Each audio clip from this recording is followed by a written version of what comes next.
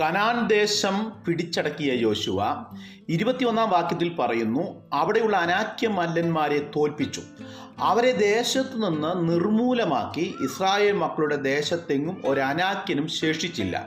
എന്നാൽ സംഖ്യാപുസ്തകം 13 പറയുന്നു, മോശ പാരാൻ മരുഭൂമിയിൽ നിന്ന് കനാൻ നാട് ഒറ്റുനോക്കേണ്ടതിന് വേണ്ടി 12 പ്രഭുക്കന്മാരെ അയച്ചു. അവരിൽ 10 പേരും അനാക്യ മല്ലന്മാരെ കണ്ട് പേടിച്ച് തിരിച്ചു വന്ന് ജനത്തെ ഭയപ്പെടുത്തി. സഭയൊക്കെയും ഉറക്കെ നിലവിളിച്ചത് അവിടെ കാണാം. എന്നാൽ യോശുവയും കാലേബും മാത്രമാണ് അതിനെതിരെ പ്രതികരിച്ചത്.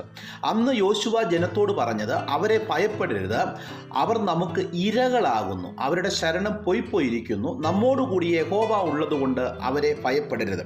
ഇത് കേട്ട ഇസ്രായേൽ സഭ അവരെ കല്ലെറിയണമെന്ന് പറഞ്ഞു. എന്നാൽ ദൈവം അതിന് അനുവദിച്ചില്ല. കാലങ്ങൾ കഴിഞ്ഞുപോയി. യോശുവ ഇപ്പോൾ മുമ്പിൽ നിന്ന് നയിച്ച് അനാക്യ മല്ലന്മാരെ തോൽപ്പിച്ച് ജനത്തിന് വിജയം കൊടുത്തു. അന്ന് കല്ലെറിയണമെന്ന് പറഞ്ഞവരും കല്ലെടുത്തവരാരും കനാനിൽ പ്രവേശിച്ചില്ല. എന്നാൽ വിശ്വാസത്തോടും വിശ്വസ്തയോടും നിന്ന യോശുവയും കാലേബും കനാനിൽ പ്രവേശിച്ചു. നാം ഒരു കാര്യത്തെ വിശ്വാസത്തോടെയാണോ നേരിടുന്നത്? എന്നാൽ അത് എത്ര വലുതാണെങ്കിലും എത്ര കഠിനമേറിയതാണെങ്കിലും ദൈവം അതിൻ്റെ മേൽ നമുക്ക് ജയം തരും.